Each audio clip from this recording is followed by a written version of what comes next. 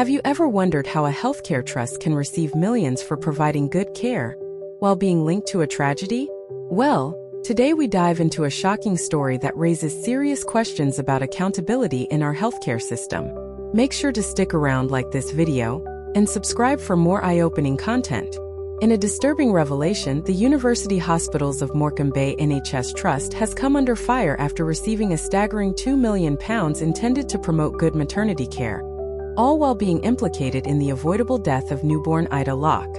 This tragic case begs the question: how many more lives are obscured behind their so-called success? Ida was born on November 9, 2019 at the Royal Lancaster Infirmary, but just 1 week later, she succumbed to severe brain injuries due to a lack of oxygen. A senior coroner, James Adeli, found that her death resulted directly from gross negligence by 3 midwives who failed to provide the necessary medical attention. Despite these damning findings, the trust insists they met all 10 standards of the NHS's maternity incentive scheme. Such claims have been met with skepticism, not only from Ida's bereaved family, but also from experts in the medical community. Ida's mother, Sarah Robinson, shared her heartbreak, expressing that the trust's actions felt like another kick in the teeth. Her father, Ryan Locke, echoed this sentiment by calling the situation disgusting. This sharp contrast between the trust's self-reported compliance and the coroner's harsh assessment raises critical questions about how accountability is navigated within the NHS. So, how can a trust that has been found guilty of negligence still claim to provide quality care? This troubling scenario mirrors similar cases where trusts have misrepresented their performance, leading to tragic outcomes.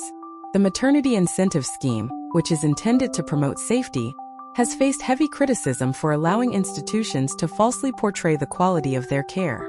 Roxanne Hetherington, a former maternity risk manager at the trust, highlighted that the emphasis seemed to be on projecting a favorable image rather than making real improvements.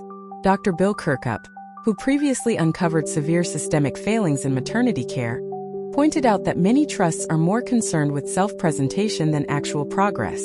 This brings us to a crucial dilemma.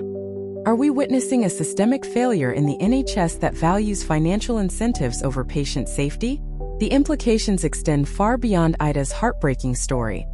Other trusts are facing scrutiny for similar issues. The Shrewsbury and Telford NHS Trust had to repay nearly £1 million after falsely asserting compliance with safety standards, while the East Kent University Hospitals Trust was scrutinized after an inquiry revealed that at least 45 babies could have survived under proper care. These alarming cases illustrate a troubling pattern where the pursuit of funding overshadows the basic imperative of patient safety. As we explore the future, we have to ask ourselves: will the NHS reform its practices to prevent such tragedies from occurring again? Or will the cycle of negligence and misrepresentation continue?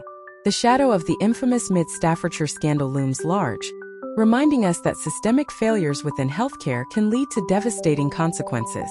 The necessity for transformation towards a more equitable system is clearer than ever, as the current framework seems to prioritize financial gain over the welfare of those it should protect: newborns and their families.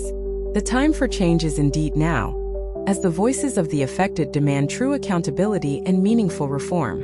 In conclusion, it's shocking to think that a health trust, responsible for the tragic and preventable death of a newborn, was able to claim over £2 million for providing good care.